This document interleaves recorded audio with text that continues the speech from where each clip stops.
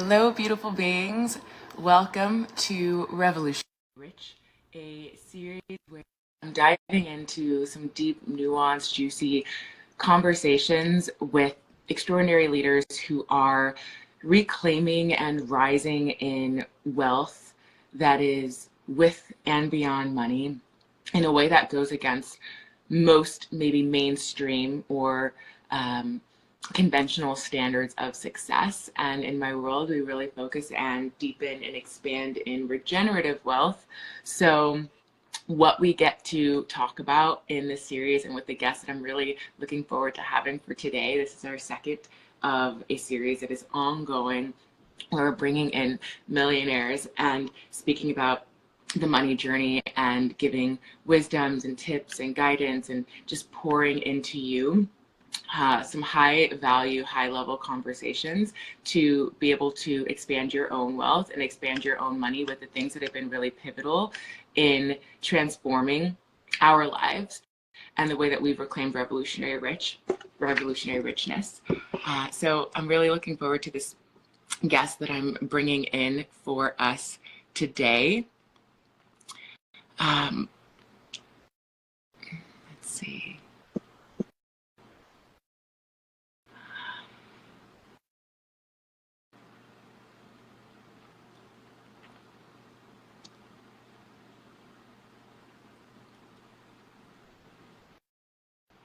So what we've been talking about throughout this series so far, is the power of being able to reclaim your money journey and rewrite your money story and to rewire wealth in your body, in your nervous system, in your life, in the way that it is showing up, the way that you are receiving it, the way that you are circulating it, the way that you are stewarding it, the way that you are holding it to create more impact and value for the world through your leadership. So as visionaries, as change makers, as people who just generally care about the world, about the planet, about humanity, this series is an invitation to go deeper into your own exploration and your own journey of being able to expand your relationship with money in a very powerful way and allow for the resourcing of yourself and of the microcosm to then get to overflow more into the macrocosm or the collective or different areas of life. And this is, a huge part of my whole mission. What I stand for is redistribution of resources and allowing for you to be a vessel, you to be a steward of wealth that is with and beyond money. Right. And so we're going to be talking about money, and we're also going to be talking about wealth that is beyond money. So I'm really looking forward to diving into this conversation. And here we are. Okay. Looks like there was a little bit of a tech challenge. But now we have our beautiful guest who is coming in here with us.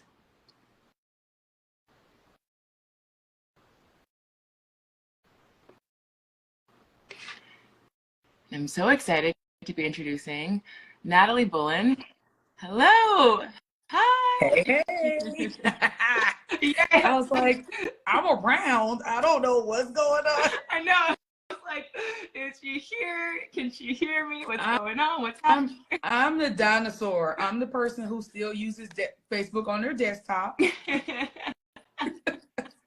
I know what year it is. I understand. You get perfect timing because it was a little stall there, but I was like, well, I hope she's able to show up because I don't know what's happening over here. I was around. I'm just sitting here. I'm like, okay, cool. I got time. I'm hanging out. And I'm like, I really thought I would at least got a notification or something. I know, that's strange. It's so strange. I got nothing. I'm sitting here like, I'm ready. I got it. I got a shirt on. I got a bra on. It's time. I don't have a bra on. I did it for you. Oh. Well, for me, you don't have to wear a bra, just so you know. Yeah. You know what? When I get one more letter off of them, maybe I could, So Welcome. I was sharing just a little bit about what this series is, Revolutionary Rich, which is, I've been really grateful to be opening up these conversations with people who are expanding wealth in different ways that might be what is commonly expected or normalized when we're talking about wealth or we're talking about money.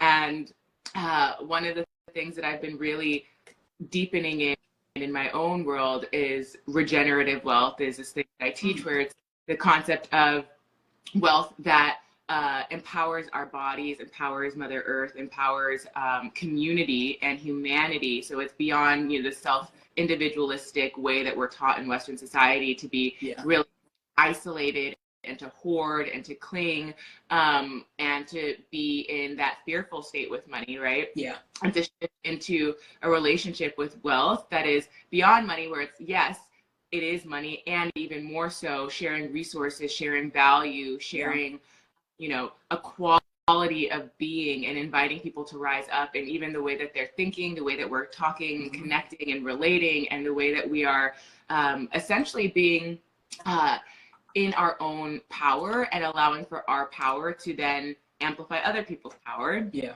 And so I thought that, you're such a powerhouse in the sense of what I've witnessed and what I've gotten to experience in you're welcome, in you bringing in community and amplifying community and opening up space for people to get to share unapologetically themselves and own their voices, own their unique magic in the world, their messaging, and also bringing in, I love getting to have these conversations with women of color, because I think that these conversations are just such great invitations for people to get to, dismantle the way that we've been conditioned to think about wealth, about money, and the way that, society and maybe our parents or our grandparents have indoctrinated different belief systems within us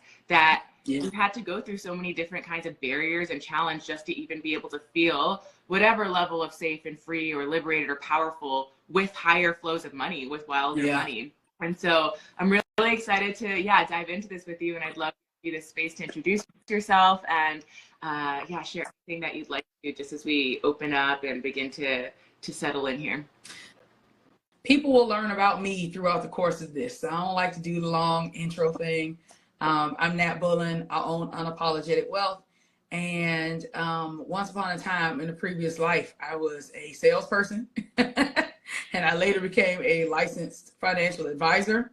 And now I use both of those skills, I think, really well to help people not only call in more money into their businesses, but also be able to keep that money so that they can build lasting wealth and so that they can become the types of people that wealth is inevitable for. I think what's really missing in the wealth conversation is that it's all mechanics.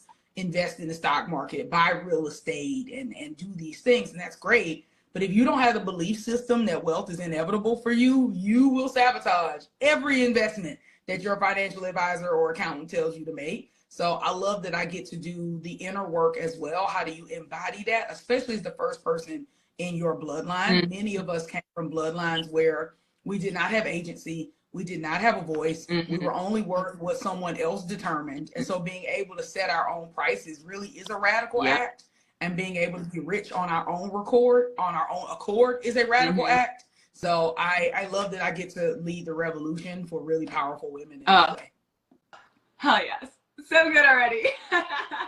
One of the things that really hit me that I love, is talking about changing the inner beliefs that ultimately dictate the outcome, the outer external outcomes. Because in my world, it's all about nervous system rewiring, so somatic rewiring. And I know your work is more around, mindset. And so these really come together in really beautiful ways, because in my experience, in my work, it's your nervous system capacity is what dictates your mindset. A lot of the time, it's your body, 100%, and it's unconscious. If your body's not in it, 100%. And I'll tell people that hands down. They're like, I've tried mindset work and it didn't work. And I'm like, mindset work works on me because my nervous system is already calm and I've already worked through my trauma. If those things have not happened, then you're not going to be able to affirm yourself into new patterns.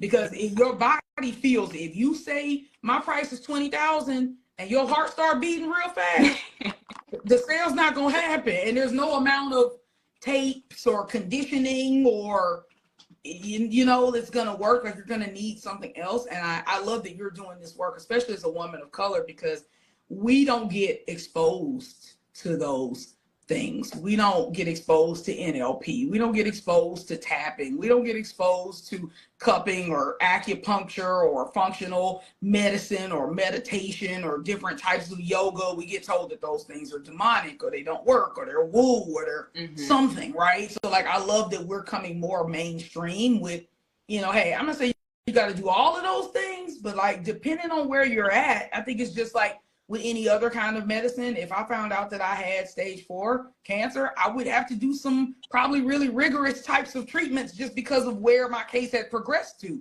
right? So like, if you recognize that your mindset is blocked from multiple years of things in the past, then yes, it might take multiple modalities to pull you out of that. It's kind of unreasonable to think that one book, one program, one coach is going to be the thing that's going to unravel hundreds of years of happenings, not just the decades that you've been alive. Yes.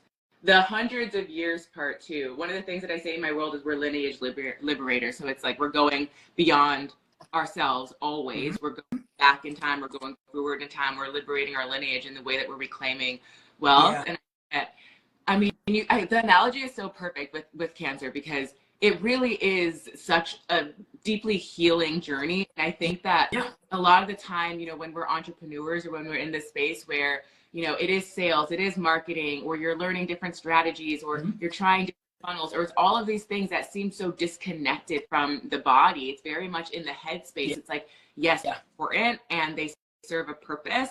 And you're always going to be capped at an upper limit when your body doesn't actually want to, it unconsciously, like when it doesn't want to welcome, want to receive more, because more means bad in the body. It's, you know, triggering, it brings up all of things like this.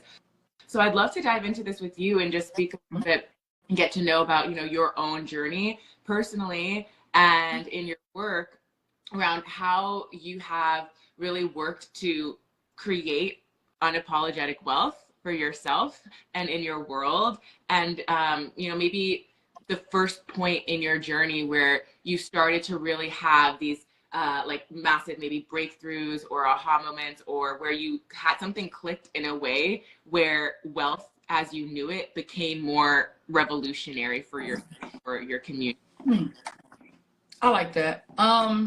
It clicked for me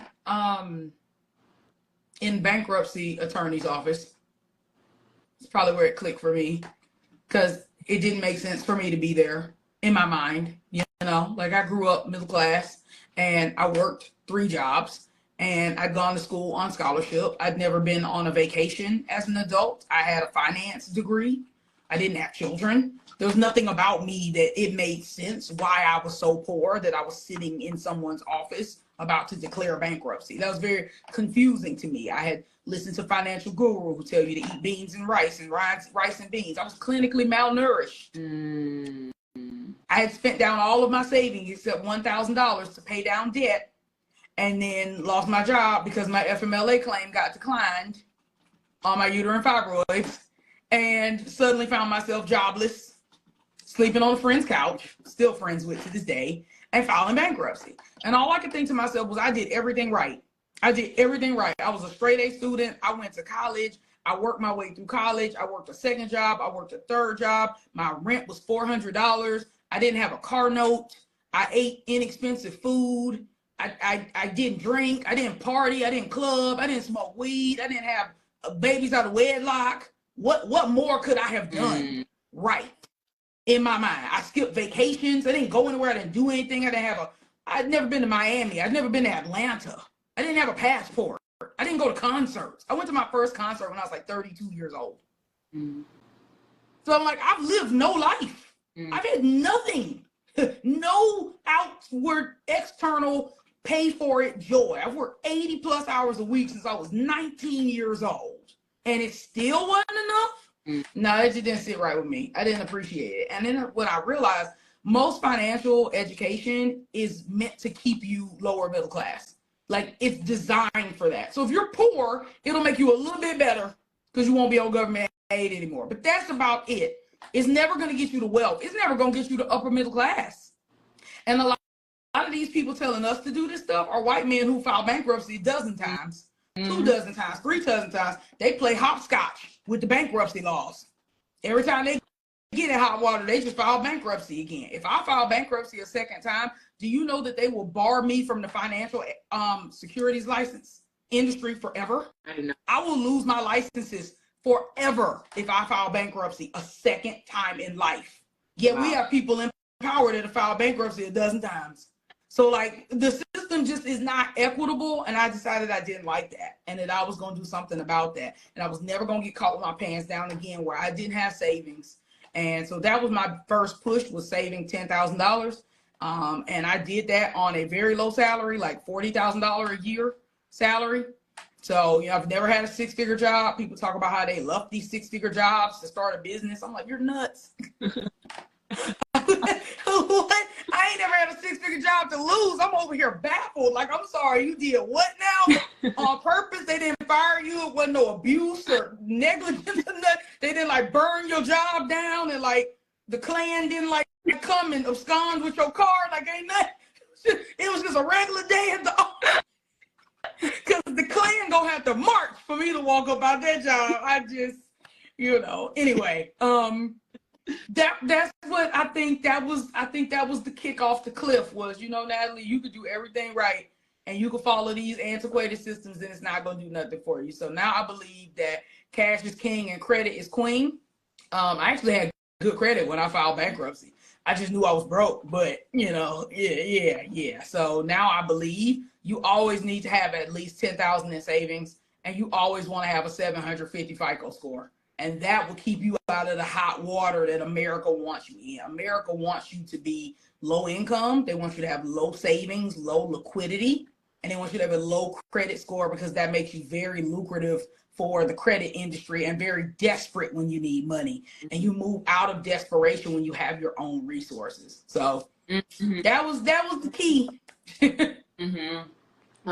It's so massive how it's always, at least in my experience, and this is what I continue to find true, for people who, you know, don't come from money, who, because I definitely did not come from money, and who have grown wealth in different capacities, in different ways through our own journey. It's always like a certain rock bottom moment where we're like, I will never be here again, and I'm going to create the life for myself right now. I'm going to do everything in my life to be devoted to creating the life for myself that will allow me to be the story, you know, even if the story, it's like, oh yeah, I remember where I was there and this is where I am now. For like sure. This is created now. And so, well, I think it happened for a reason because, you know, my rock bottom ain't most people rock bottom. I've never been homeless. I've always had a car that ran. I've always had food to eat. I mean, I'm fat. I was fat when I filed bankruptcy. So thank God my rock bottom wasn't rock bottom, you know, but it was low for me. Exactly. But I feel like God does things for a reason because I certainly would not be as empathetic to persons who had filed bankruptcy or have had a foreclosure or have had a traumatic event, nor would I have known the intricacies. Now I actively tell people, do not file Chapter 13. That gets pushed on Black people more than any other race. And if you want to know if something's predatory or not, all you have to do is look at the percentage of Black people who enter into it. Black people are 12% of the population. So if we're more than 12% of the statistic you're looking at, it's predatory. So we're 12% of the population, but we hold 70% of the student loan debt. 70. That lets you know it's predatory. Right there. Because if it was equitable, white people would have just as much debt as Black people do. Right? So that kind of thing. So when I found out that like 2/3 of the people who filed Chapter 13 are Black, but we only 12% of the population, that let me know it's a bad product. Because if it was a good product, all races would be using it equally. It wouldn't just be pushed onto us. So like I wouldn't even know that kind of stuff to be able to advise people one way or the other. So that's why God let that happen to me, so that I could be more educated and more aware about what is going to be helpful as people maneuver things financially. Exactly. And I think that's the whole thing about, wealth redistribution. And we're talking about it, yes, in the forms of money, but in the forms of education and knowledge and wisdom that Yeah. you've gained, that we've gained in the different parts of our journey. That's like, I need to know more, because most of us, again, if we're not born into wealth or we don't inherit it and then it's passed down, which some of my clients do, so there's a wide range of people. It's like a figure all the way up to multiple seven figure. And so there's all different kinds of dynamics and relationships with money, but there's a point where, it's like, oh, what do I really not know? And that's where so much of the disempowerment, it's just lack of knowing, just ignorance. And there's a lot of shame that can come from that. I see that with my clients. And I see that all the time.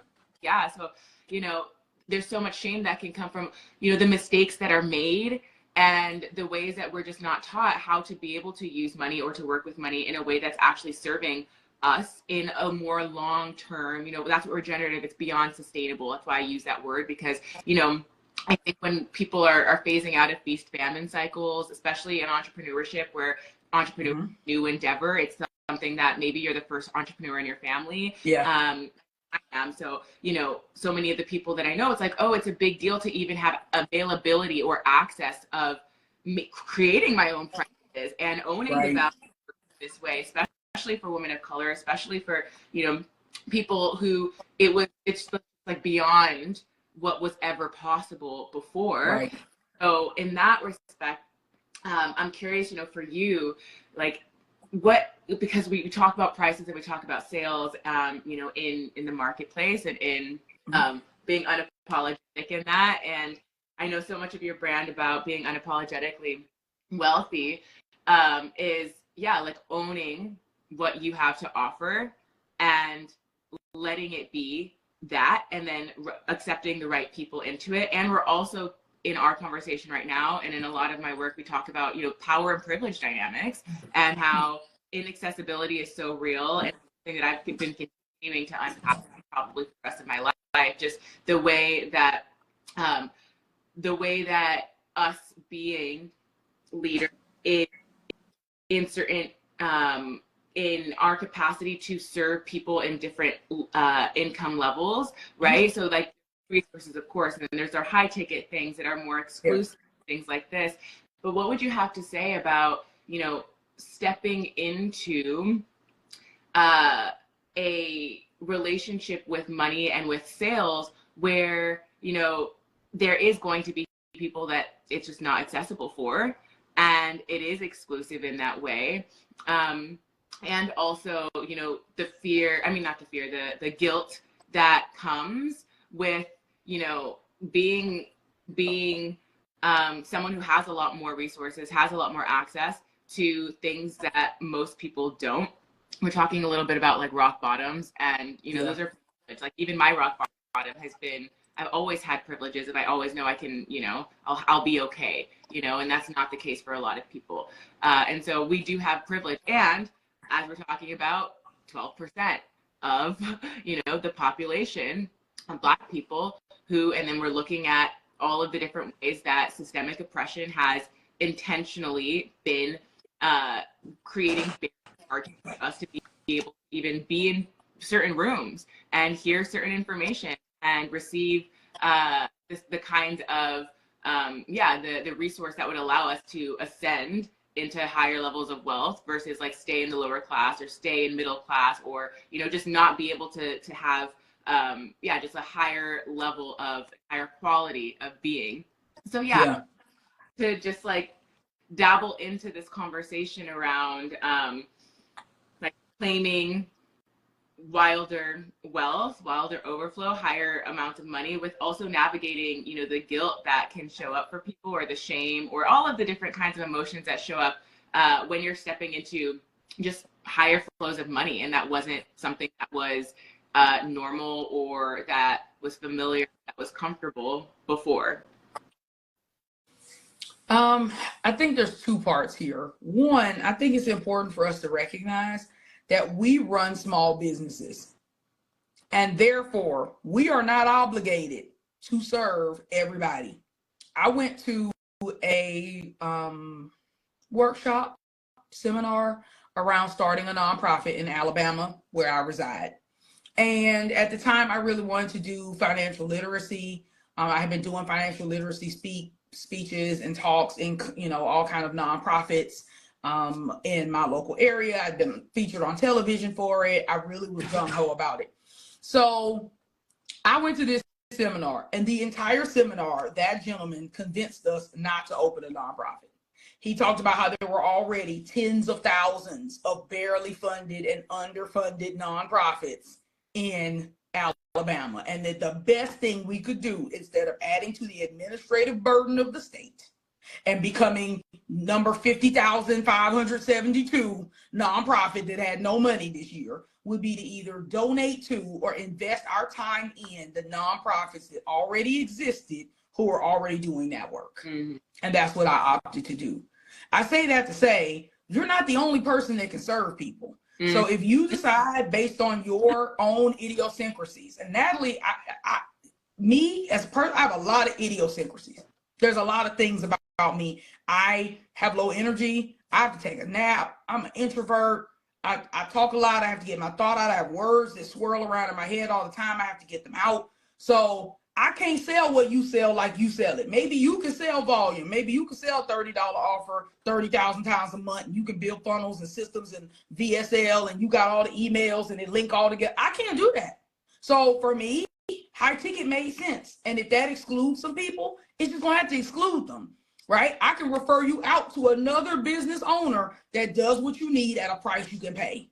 But I start feeling guilty for, I don't have a service for this level of person, because somebody does. Mm-hmm. And in my experience, all the competition's at the bottom anyway. There's always someone cheaper. Mm-hmm. Mm-hmm. Always. I ain't ever struggled to find a referral to somebody cheaper. Ever. Not once. So if you charge $10,000 a month for coaching and they ain't got but $5,000 a month, you can find somebody who charges $5,000 a month for coaching. They ain't got $5,000, you can find somebody who charges $3,000 a month. You can find somebody who charges $2,000 a month. I just saw an ad for a woman who charges $111 a month for marketing, sales, funnel coaching. How about that? And I bet you if I look some more, I can find somebody charging $30 a month. I bet you I can find somebody charging $7 a month if I look.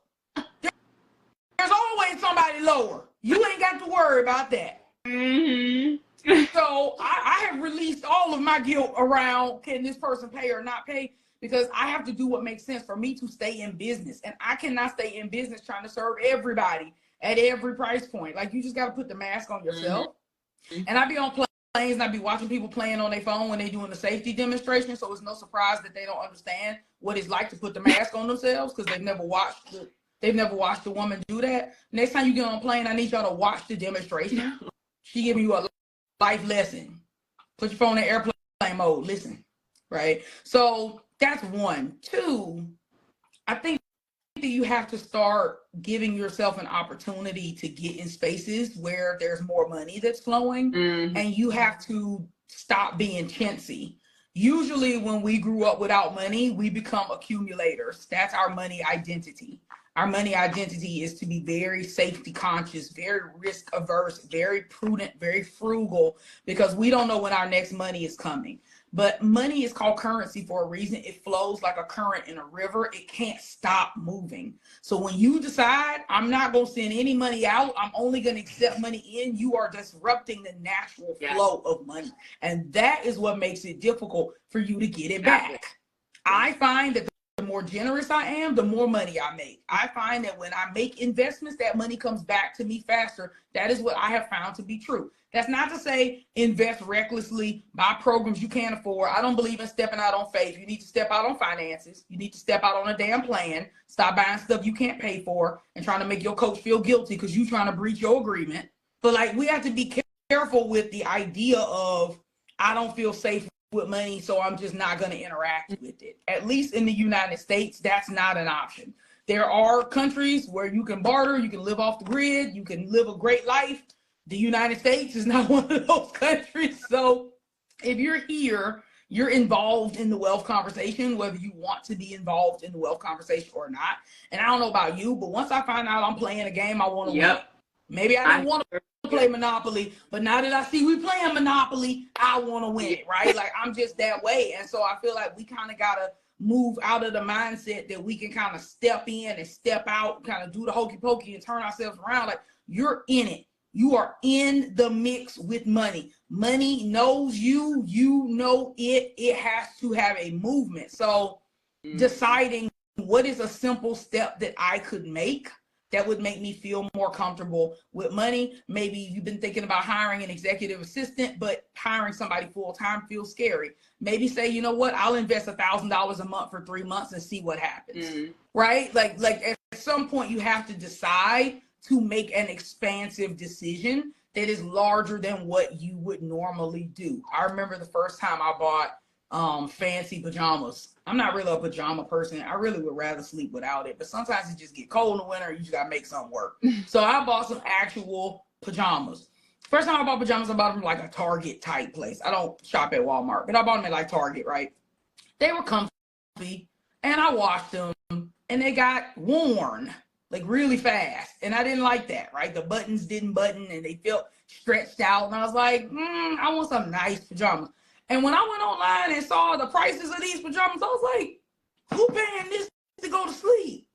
But I said, you know what? I'm going to buy 10 more sets of Target pajamas, and I'm going to wear them out, and I'm going to be unhappy. I might as well just spend the money on this Eberjey. I bought them, loved them, the end. And now I buy Eberjey pajamas, and they're pricey, and I don't care. So, like, sometimes you just got to get over your own self and do something you wouldn't have normally done. These eyeglasses are more than I would normally have paid, but they're titanium. They're literally like unbreakable. They're gold, and they make me look a lot like my mother, which I really love. So here we are, right? So I think that's a thing. I think once you get a little spoiled, and that's the real fear. When you notice people who have a concern about higher cash flows, it's because they feel like they got more now to lose. Like, oh, I've got this big win. If I have a big loss, it's going to be detrimental. But there are ways that you can safeguard around that, right? I don't have children, but if I found out that I was pregnant and was going to birth a child and have that child live here, I would child-proof my home. I would do things like cover electrical sockets. I would do things like cover sharp edges. I would probably replace my all-glass coffee table and my very white couch, right? I would have playpens and rugs. I would do things to make sure that, you know, no weapon or knife or anything was out. I would child-proof my home in expectation that a child is not going to be able to discern what is immediately dangerous or not dangerous. You can do the same thing with your money. You can do the same thing. Like, I have rules and regulations about how I spend, how I invest. If things are over a certain dollar amount, I have to talk to somebody, talk to my husband, talk to my lawyer, talk to my CFO, talk to my accountant, talk to my business strategist. I don't make those decisions in a silo. I have a miscellaneous bucket that I can spend on whatever I want, so I don't have to feel like, oh, now I got to dip out my bill money to buy some pajamas. No, if it's in the miscellaneous fund, I can spend it on whatever I want. You know, we buy our cars in accordance with a formula. If the car costs more than this number, it just don't get purchased, right? So like, you can child proof, or I call it Natalie proof. You could proof your money in such a way. Like, I pay myself every month on the first, like a school teacher, even though I'm not a school teacher. Everyone in my family, my mom, Annie, was a school teacher. Her father, John Henry, was a school teacher. John Henry's mother, Mary, was a school teacher. Mary's father, Henry, was a school teacher, and Henry's father was a slave. So you're talking to the first Campbell to not be a secondary school teacher, but I still picked up all their habits. So I pay myself every month on the first. All my bills get paid, all my investments get made, my REIT gets funded, my life insurance, and whatever is left gets siphoned into a couple accounts, and one of them miscellaneous, and I can buy what I want with it. Credit cards get paid off in full, investments get funded. I'm asleep. I could be in a coma, and all that I just told you what happened. So it's not that we're not good with money. It's that we haven't created money systems. Any woman with curly hair knows you got to have a curly routine. You got to have a wash day routine. You can't just get up under some water and think you're going to make something happen. You got to have a system, honey. You got to have a pre-poo. You got to do the scalp stuff. You got to section and braid it. I wash mine in twists so I can get down to the scalp so it don't tangle. You got your dimming brush. You got your unbrush. You have a system. Otherwise, your hair is going to be a matted mess. So if you can create a system for your hair, and a system for your life, and a system for your body, and a system for your clothes, a system for your house, and a system for your partner, why couldn't you create a system for your wealth? It's not that you can't. it's that most of us have just never devoted the time, because again, we don't have a wealth identity. We have a money story that says work harder, play harder, YOLO, you know, all of that. We need something that says wealth is inevitable for me. And so if you're not good with money, either get good or hire somebody. Exactly. But just accepting that you ain't never going to be good with money is nonsensical. It doesn't work. It's not real. Mm-hmm. And it's playing below your potential. Your potential says that wealth is your birthright. Mm-hmm. You still got to claim it. You can win the lottery, but if you don't ever go claim the ticket, you're going to die broke, right? So like, if someone's giving you a lottery ticket, wouldn't you jump through whatever hoop you got to jump through to be able to claim the prize? That's what I want for us. Oh my gosh. Yes. There's so many good pieces in there. So rich.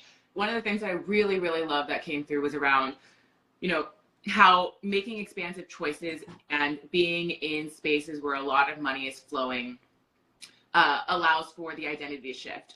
And one of the things I also see so often in this work is that, you know, once people step into higher levels of wealth, like let's say like first 7 figures or first multiple 6 figures or first multiple 7 figures, right? There's a whole period of integration of actually stepping into that new identity. And one of the things that you're really talking about here is around now, you know, the habits, the patterns, the ways of thinking, the ways of being that were passed down, even though, you know, you're creating a whole new way of being for your lineage and the kind of work that you're doing. The things that were passed down are still very much showing up for you. In terms of, you know, like, the way that you learned and the way that you're changing, also the way that you're working with money, the way that you're managing money.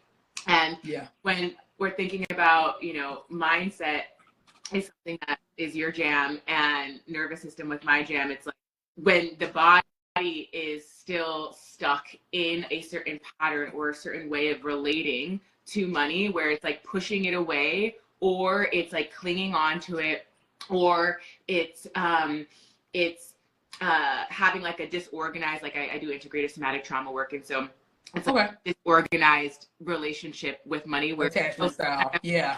Don't want it, or it's like I'm avoiding looking at the accounts, or I'm checking it every day. It's like all of different basically stress patterns with money make it a lot more challenging for the identity to actually anchor in of like, oh, like I am safe in more than enough. Like I actually get to exist in the state of I have more than enough is flowing through me. And I love that you also the way that you work with systems with money, because, you know, something that I'm so passionate about is dismantling toxic systems, right? And so we have capitalism, that like toxic capitalism and patriarchy and colonialism and genderism, all of the isms, all of those different systems that, because they're dominant in society, they live in our own bodies until we unlearn them and hack them and we actually see what's going on under the surface. And so much of my work is in rewiring into regenerative systems. So I love that you brought in the way that money flows in these different directions, because when a system, your system, when your nervous system, when your business ecosystem is shifted into a regenerative system, so it's not operating from the toxic capitalism of like pressure and force and overdoing and overworking, overanalyzing and depleting yourself and exhausting yourself and tiring yourself, all the ways that we're taught to relate to bigger money. And this happens to all people, you know, stress and burn themselves out to burn the whole thing down, and then have to rebuild it. You know, the people who are already at, you know, really high places in their career, who are super successful. And so this applies and they burn out all the time, all levels, right? And so that's one of the things I really love also speaking into around, like, of course it matters what's in the bank account, but it also doesn't. Like once it gets to a certain point, you're going. Once it gets to a certain point, it doesn't. And the people who escape, the people who burn out and quit overnight, those weren't low 6-figure business owners. Those weren't people who went back to work a job. Those were 7, 8-figure. Those were people paying themselves $500,000 a year, which puts you in the 1%, by the way. If you pay yourself $500,000 a year, if that's your income in your household, you're in the top 1% of earners in this country. So it's not about being broke. It's not about that. I get why people burn out who make minimum wage. Minimum wage burnout makes all the sense in the world, because you can't live on that. You have to work 2-3 jobs. The body never gets time to rest. Your brain never gets time to rest. You're literally from alarm clock to alarm clock. I've lived that life where I had 2, 3, 4 alarm clocks because I had 2, 3, 4 shifts and I was just exhausted. Yeah. So I had to make sure that I never missed a shift. I would sleep in my work clothes. So worried I was going to miss a shift. I would sleep in my car in the garage so I could already be in my car dressed so I could eke out as much sleep as possible. Okay, so I've been there. But that's not the people who escape entrepreneurship. It's the rich ones. It's the people with all kinds of money, and it's like, that's so interesting. But I think it's because the big thing, and my book is going to be around this, and I got accepted into a fellowship that is a writing immersion. It's 3 weeks, and so yeah, it's in San Diego. It's next month, and it's free unless you don't write the book. And then you have to pay. So it is a very strong motivator. Yeah, I don't want to pay the didn't write my book penalty. So I'm gonna write the book. But I'm gonna talk about, have you ever worked a job where someone got promoted because they were a good worker? Oh yeah. And they were an awful manager. Yep. But they got promoted because they were a good worker, right? And I find that this happens as well when we look at wealth. So we'll have people who have optimized their work system, how they work, when they work, what time they work, who they work with, what they charge, what they sell, what the offer is called. They keep optimizing and tweaking their work system, thinking one day that's going to elevate me to a wealth system. But those two have no correlation. There is no overlap. You can't work your way into wealth. It doesn't work that way, right? And so it's the same with thinking I'm just going to get better and better at my job and they're going to promote me to be a manager. That might happen, but that doesn't mean you're going to be a good manager, because the skills it takes to be a good people manager, a leader, are often very different skills than it takes to be a great individual contributor. So the skills it takes to be a great worker are very different skills it takes to be able to hold wealth. So people who optimize their work systems for decades come to me and go, why don't I have wealth yet? My business has made $10 million lifetime and I couldn't put my hands on 10,000. And I'm like, how have you optimized your wealth system? They're like, what do you mean? You say that you made 10 million. How much of it did you purposely put into your retirement? How much of it did you purposely invest into real estate? Or like, how could it have built wealth for you? When did it help for you? And like you said, if you're in a place where your nervous system is telling you this money is not safe, and that's what my clients will tell me. I didn't feel safe with that money, so I had to give it away. I had to spend it. I had to hire a coach. I had to give it to my family member, basically playing hot potato. Anybody is safer with the money, better with the money than me. And that's why I'm so honored to know you, someone who is doing that kind of work. I have a head start, I'll admit. I have excellent parents, and I have a secure attachment style, and I have no big T childhood trauma.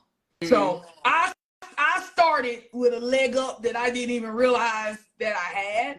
And I'm super blessed to be in that spot. But even if you aren't in that spot right now, you can still have wealth. It's still possible for you. And, in the beginning, I had to hide money from myself. I would buy paper savings bonds and lock them up in the safe deposit box at the bank.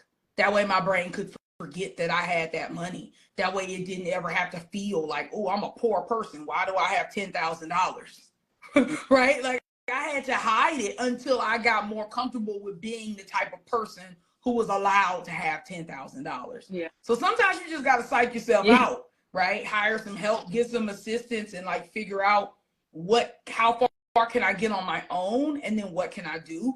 The saddest thing about the wealth mindset and wealth embodiment is that we don't always feel safe hiring help either. If you're afraid of money or afraid of success, telling somebody and paying them to help you feels even scarier than trying to do it on your own. Yeah. So I love that we're having conversations like this to break down the stigma, because wealthy people hire help, and it's not just because they have surplus money either. Yep. That's what I was told when I was poor. Create more wealth for them.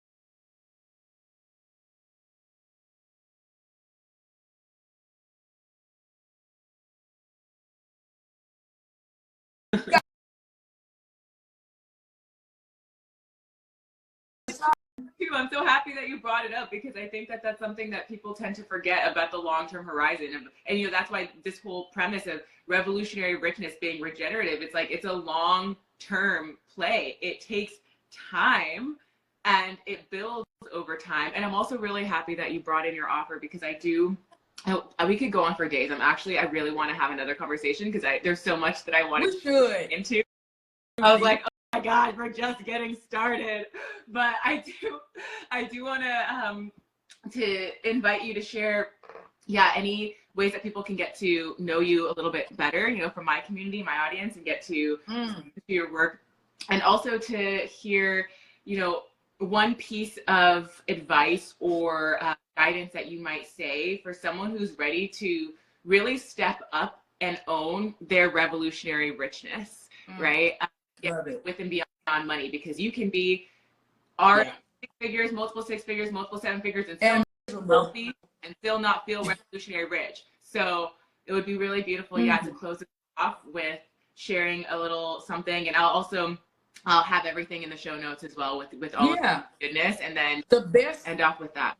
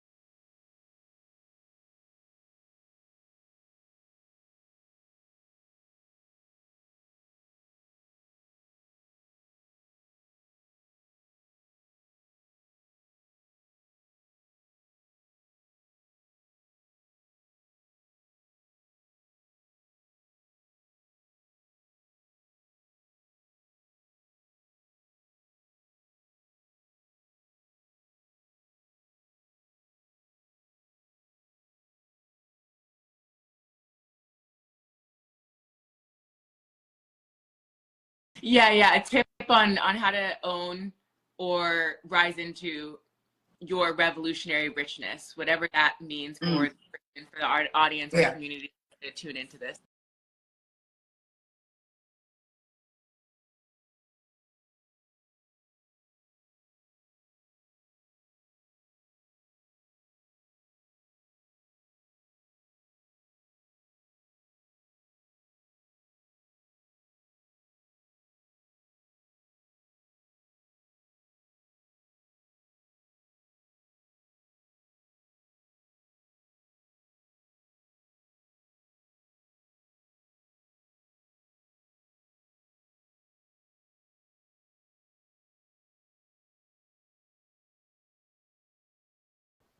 Mm-hmm.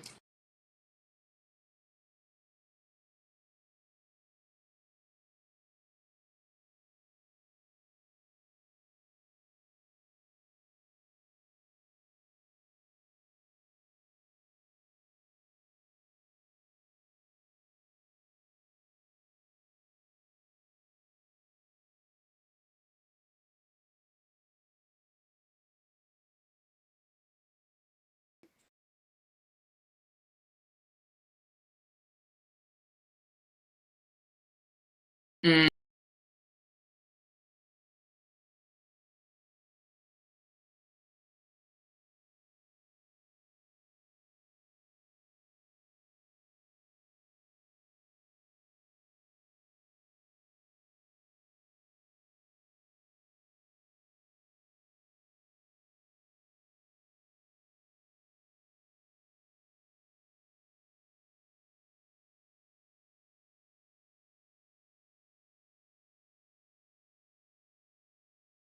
Mm-hmm.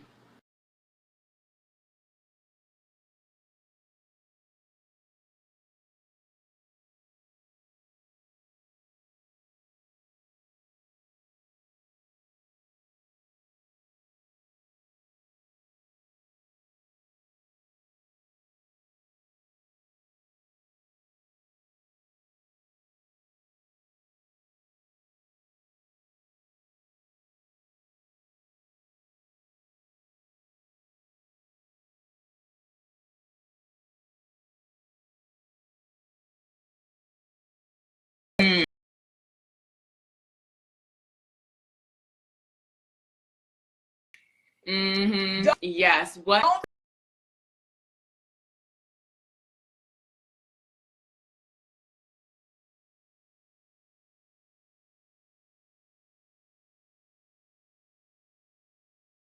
Mm. Ugh. This is such a beautiful way to end our first episode together. I'm like, that was yes, a bar. my best and highest use. Yes, Yeah. yes, yes, yes. And I'm also super happy that you brought in overflow, because wild overflow is my method, and that's what I work with. And all of it comes into this conversation and deepens. And so it's a perfect way to close of being in your highest use to allow for yourself to be in your wildest overflow, which then allows for your overflow to be of highest service to the world. Yes. And that allows for your leadership and your impact to expand to the levels where your energy is being used in a way that's regenerative, in a way that's giving you life, versus the way that it's draining and depleting and is sucking your life force. So I'm just so happy and honored and grateful to have had you here. And there will be more. I already mutual.